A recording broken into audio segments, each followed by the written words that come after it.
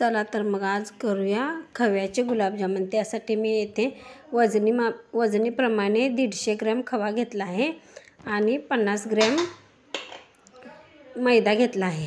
आता तो आपल्याला मळून घ्यायचा आहे। हे बघा, लागेल तसे आपल्याला यामध्ये खव्यामध्ये मैदा टाकून घ्यायचा आहे। आपला खवा थोडासा घट्ट होता, त्यामुळे मी येथे 2 चमचे दूध टाकून घेतला आहे। यामध्ये वेलदोडेही थोडे टाकून घ्या, म्हणजे चवीला चांगले लागेल।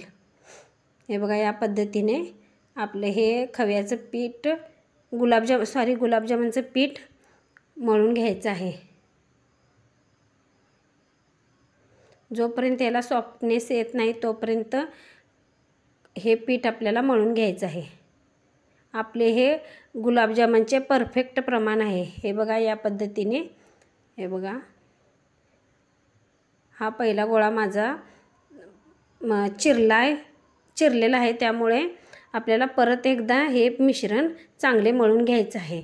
जोपर्यंत याचा सॉफ्ट गोळा होत नाही तोपर्यंत मळून घ्यायचा। आता माझा गोळा चांगला मळून झाला आहे। आता याला 10 मिनिटं मुरत ठेवूया। आता गुलाबजामुनसाठी आपण पाक करून घेऊया। त्यासाठी मी येथे 1.5 वाटी पाणी घेतलं आहे आणि 1 वाटी साखर घेतली आहे। आता हा पाक आपल्याला एकतारी करून घ्यायचा आहे।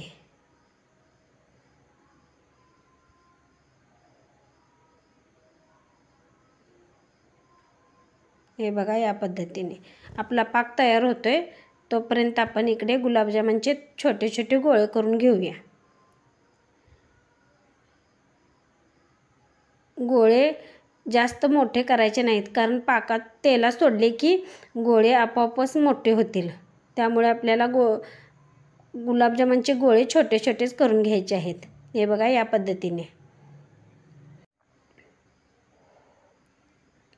हे बघा, आता आपला पाक थोडा थोडा होत आला आहे। आता यामध्ये वेलदोड्याची पूड टाकून घ्यायची आहे। अजून आपला पाक कच्चाच आहे। हे बघा, आत्ता कसा आपला पाक एकतारी झाला आहे।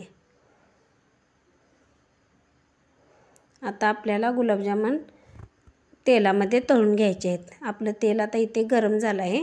आता यामध्ये मी गोळे सोडून घेत आहे। असेच माझे व्हिडिओ पाहण्यासाठी लाईक करा, शेअर करा आणि सबस्क्राईब करायला विसरू नका। जोपर्यंत आपली एक बाजू चांगली तळून होत नाही तोपर्यंत गुलाबजामुनला हात किंवा झाऱ्या लावायचा नाही। हे बघा, आता माझी एक बाजू चांगली तळली आहे। आता दुसऱ्या बाजूने पण आपण तळून घेऊया।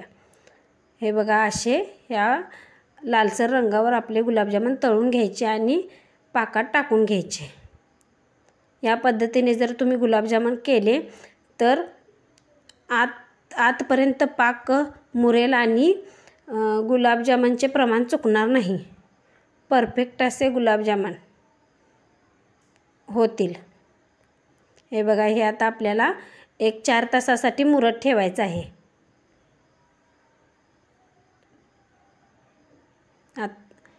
आता मी तुम्हाला दाखवते की आपले गुलाबजामुनमध्ये किती छान पाक मुरला आहे। हे बघा।